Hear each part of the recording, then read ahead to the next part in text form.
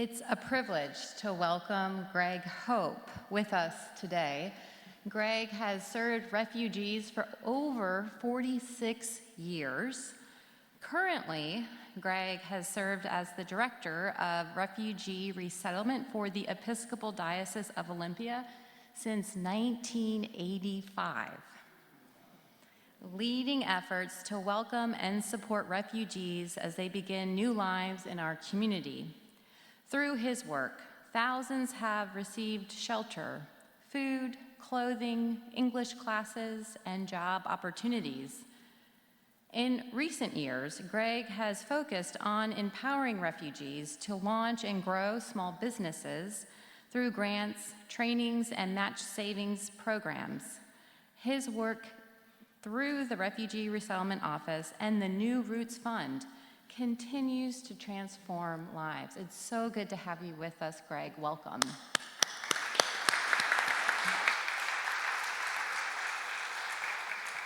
Thank you so much, and good morning again. Like's been said, I'm the director of the Refugee Resettlement Office for the Diocese of Olympia. I serve the bishop and all of you with a program that I hope is worthy of the effort we put into it. You know, my long tenure with the diocese and with refugees is not the result of some, one dramatic moment or encounter. It's something that's built up over the years. As I think I learned to, just run a script in my mind of everybody that I meet or try to work with is just welcome and what can I do for you?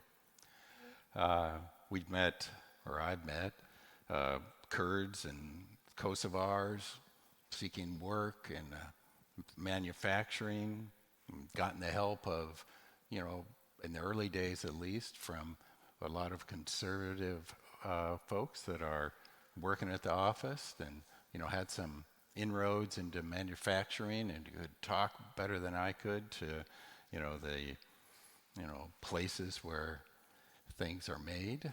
And, I still remember this Davis Wire place where they had wires baked in boron and machines and cords being thrown around on cement walkways, and quite a thing to go tour some of these manufacturing areas just in normal places you think might be a warehouse, but it's a manufacturing going on. And we got a lot of Kurds and Kosovars employed there. That's a memory I have.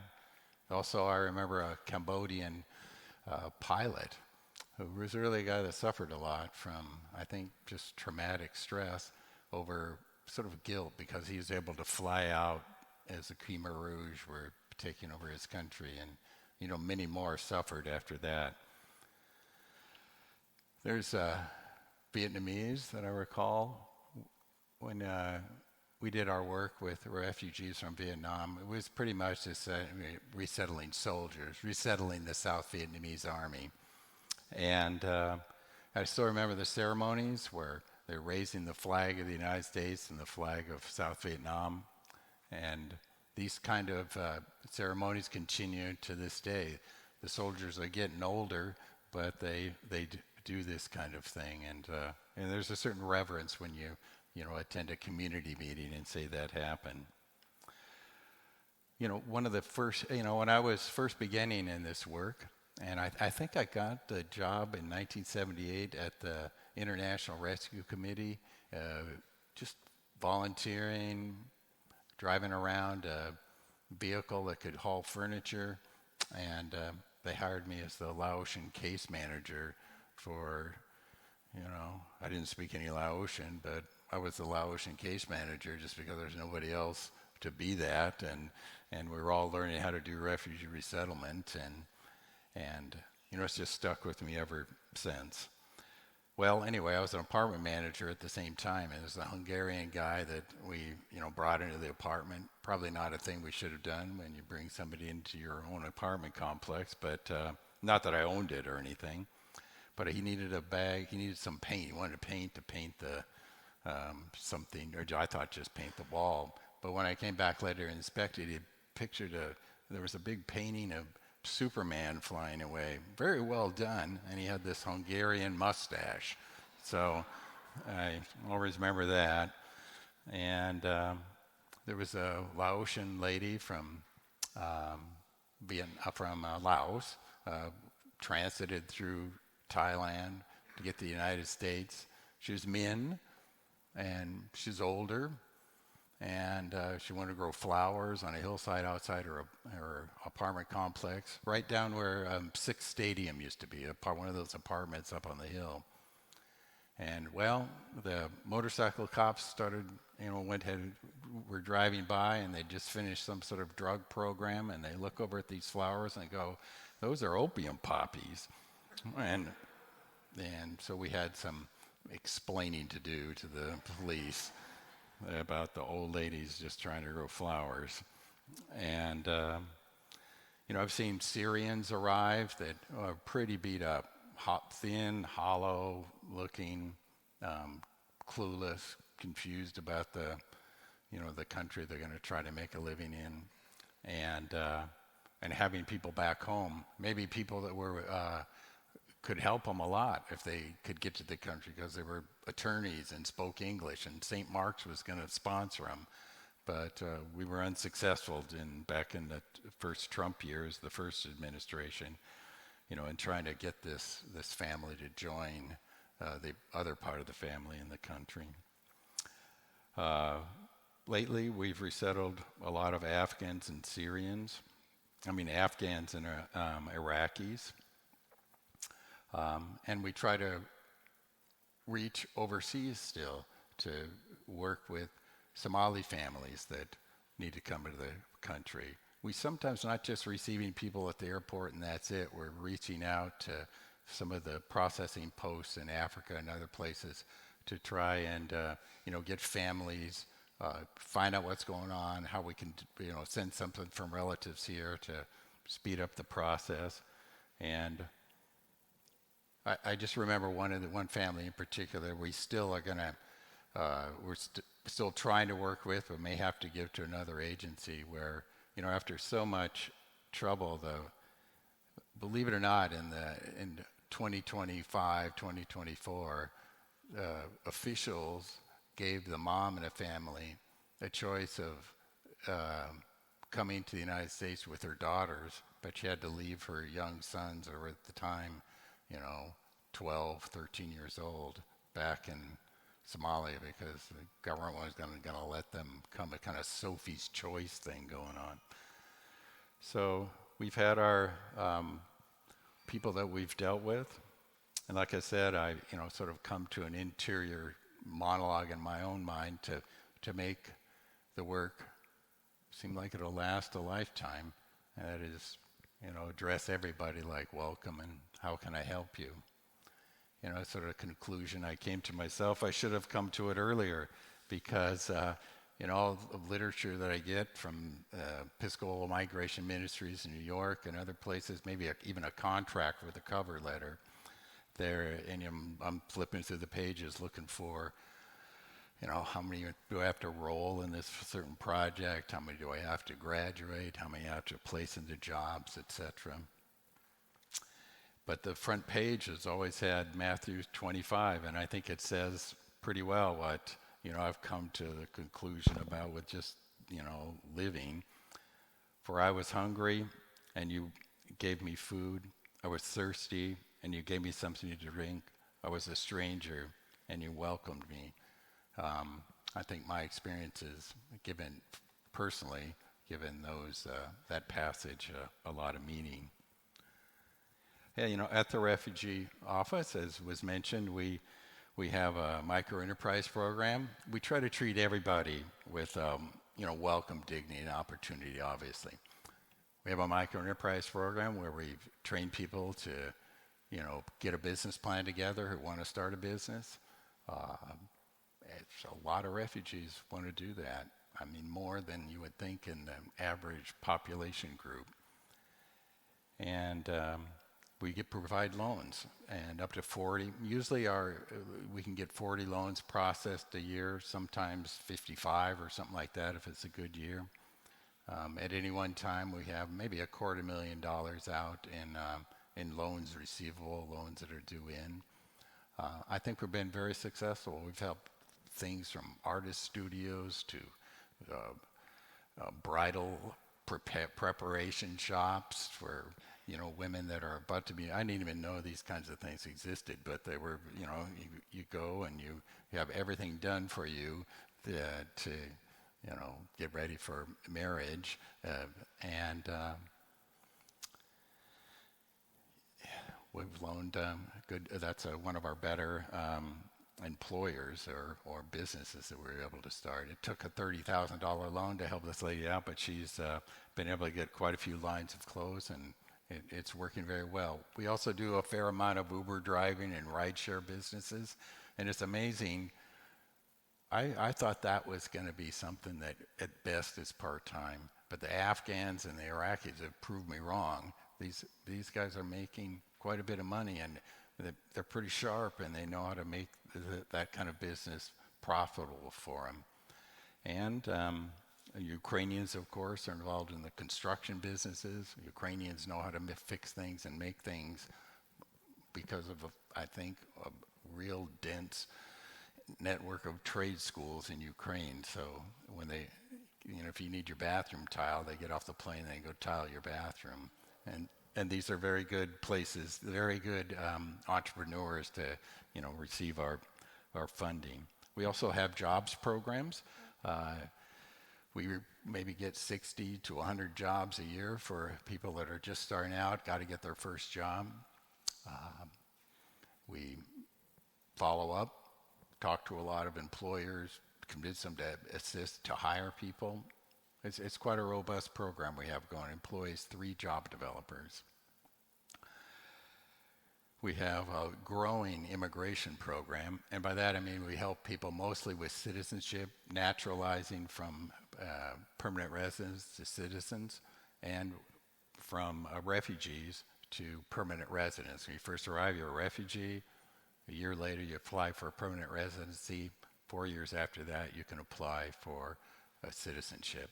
We help with the civics tests involved in this, and we try to get people's English sort of ready for what it's going to be like when you talk to an immigration officer. And we've been very successful in the last 6 to 8 months. We feel very, very good about this, that over 90 people through our efforts have been given citizenship. And quite a few more, we've moved them into permanent residency. All of that, of course, for these days is an added layer of protection from somebody that might confuse you with a person that's arrived illegally, because all refugees are legal refugees. That doesn't mean we don't sometimes run into ones that have a more precarious status, and sometimes that they're asylum seekers. Maybe they've been paroled, which is a different kind of immigration status. Very, very, able to be quickly rescinded. And we've assisted some people with their asylum applications. It has to be a very good case that we feel comfortable with, because those are really consequential things that people have to go through, and most of it we refer to attorneys.